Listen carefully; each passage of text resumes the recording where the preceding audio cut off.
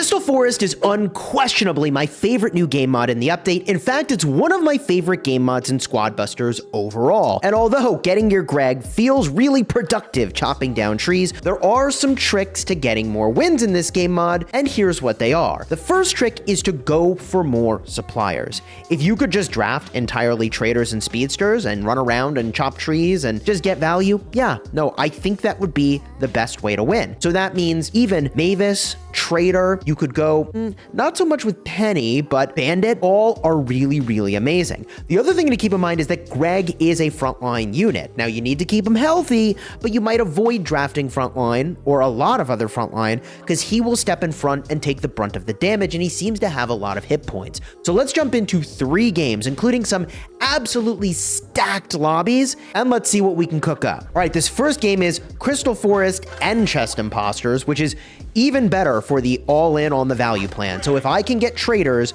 that is what I want to do, and traders is in this particular draft. So I go over to squad up here, and one of the first things I do, by the way, is take out the blue box, plus typically a tree, but in that case I got a monster that gave me a little bit of coins there, and I am squatting up as I go. I, by the way, have not gotten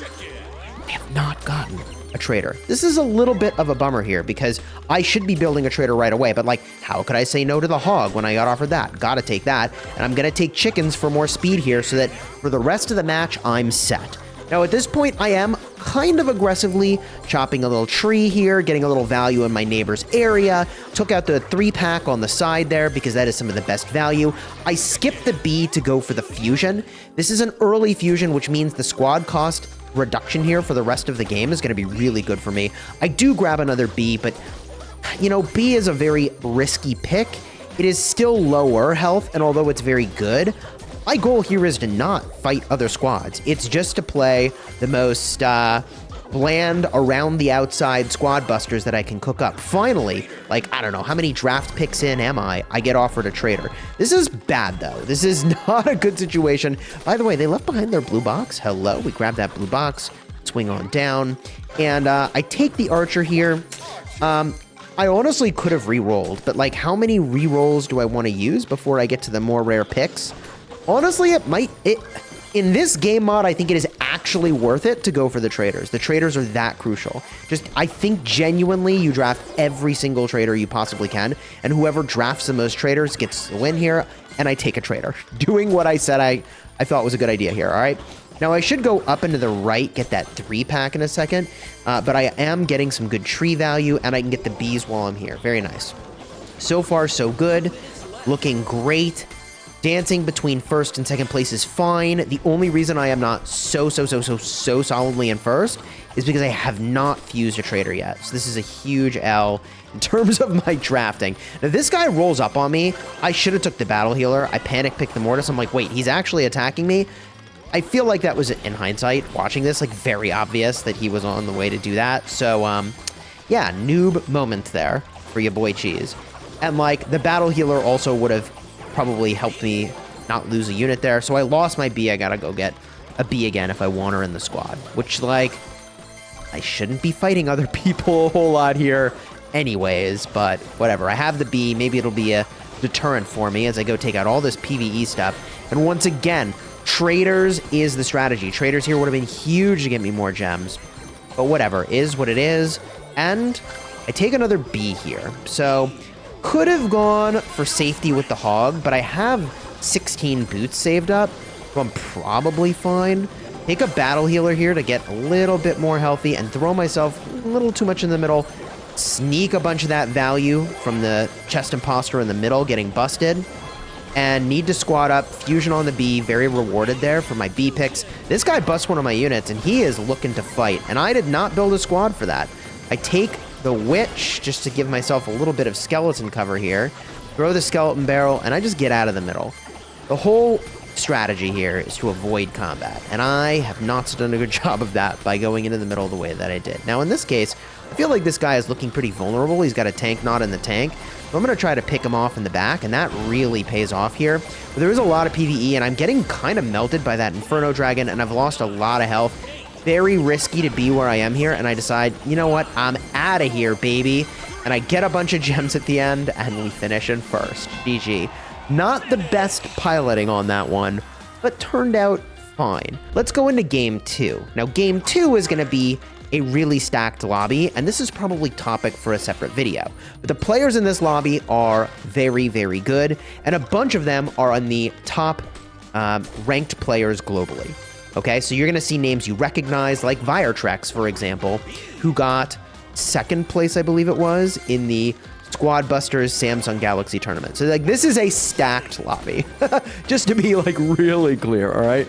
So I go for the 3-pack here, and I started by grabbing a few trees, squatting up. There is no economy, by the way, in this one. So there's no traders. If I could get a bandit, that'd be cool. I don't know if that's in the draft. Did I skip a bandit pick earlier? Now I was so busy talking about the tournament, I wasn't really watching as closely as I should have. Because this first part, like, actually just chop all the trees you can get your hands on. And I'm going into other people's starting areas. They didn't chop their trees. I'll take your trees. Fine. Normally, you can't, like, invade other people's areas like I am, but I think everybody's trying to get value in the middle, which, hey, I get it. On this map, there's a lot in the middle. I am just going for the sure and steady way to get a top 3 placement, hopefully. Okay? And every time I feel like I do what is not the sure and steady way, I get punished by someone who is able to capitalize. So, here we go. Just chopping trees. The outside. Nice and easy. Dancing around 2nd place, 3rd place. And now I take a little bit of front line. Now, I don't know that I needed the El Primo front line.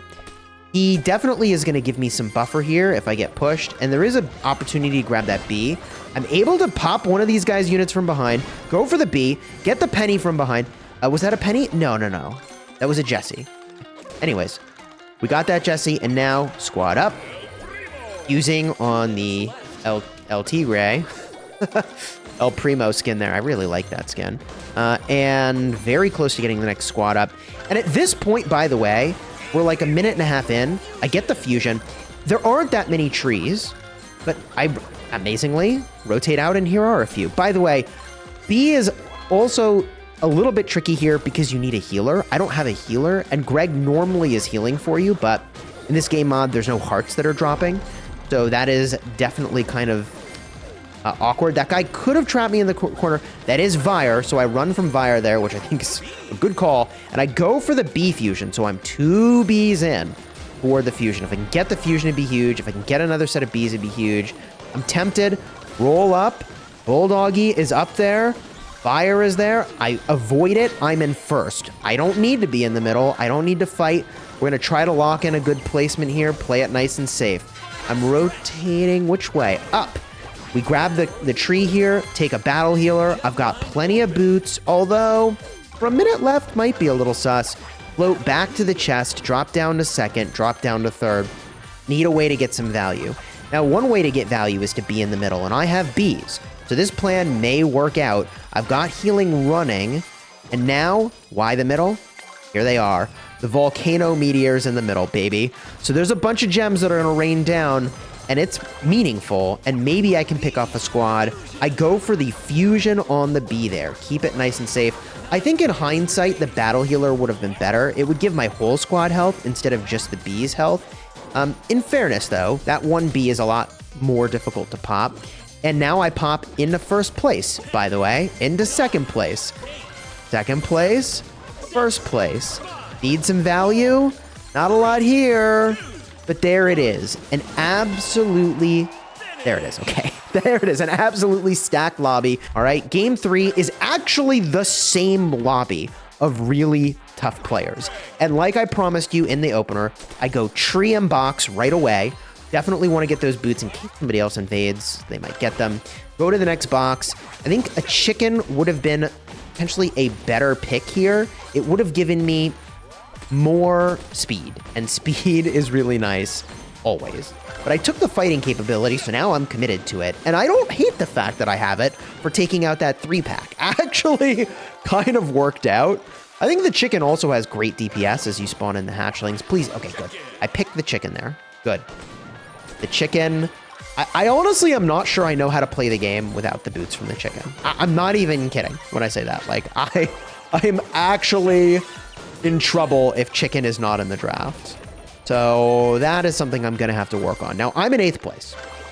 Looks not so great, right? So I'm going to have to find a way to crank up the value. And honestly, the difference in placement here seems to be just based on how many trees people have gotten. And I go for the El Primo again. So, you know, debatable if I need all this front line. I've got Chicken, I've got El Primo. Some DPS would be nice. But whatever, we go for the 3-pack. 3-pack gets cooked. Take out the bridge. Get the fusion on the Chicken instead of going for the Jesse. Keep that squad cost low. I'm saving myself coins for the entire rest of the match since I've got that fusion, or at least until I would have fused. There's that coin savings. And instead of getting involved in all that fighting up top, I just float back down to where I knew there'd be some trees, back to my starting area. And I even float down to get this box, take the El Primo again. I think I'll go for this box, but I don't like rotating this far out of the middle. But we get the fusion again. Look how cheap this squad cost is, 15. And there's 2 minutes left in the match, and we have a 15 squad cost. That is really, really crispy, all right? And then, okay, hit that guy with the magical Shelly. I want his box, but I don't know that there's a way for me to get to it. I would like to get those chests in the middle, but I don't have anywhere to go, so I rotate back out. I should get that 3-pack now. Wiz would be a great pickup. 2 spell slots is very good on this map. You often get log spells, which, like, okay, yes, you're chopping down trees, you get logs. It makes sense. And having the second spell slot lets you capitalize on that. I take the Jesse here, which is going to start giving me the ability to establish somewhere. I get a key out of that, which is nice. Sometimes the trees can drop keys, which is huge. Using on the Wiz, although not quite there yet. Throwing a couple spells that guy's way, but not actually trying to get anywhere, just trying to not leave the spells behind. And I need somewhere to go. This is a little bit of the issue. Now, I'm in 2nd place, though. So more than I need value at this point, just living and not not dying is actually really great in a lobby this stacked. So I'm in 2nd. Take that tree. I could have double bombed that guy. Like, I actually could engage in someone. And I throw 1 bomb there. He's got a Leon. He cruises out of there. Now I've got a lot of trees, so I start going from right to left here. Oh, nope, JK. Oh, BK is a nice pickup. I threw the bomb because I forgot I had a wizard. Kill issue for sure. But maybe I'll get another spell and we can pretend that happened.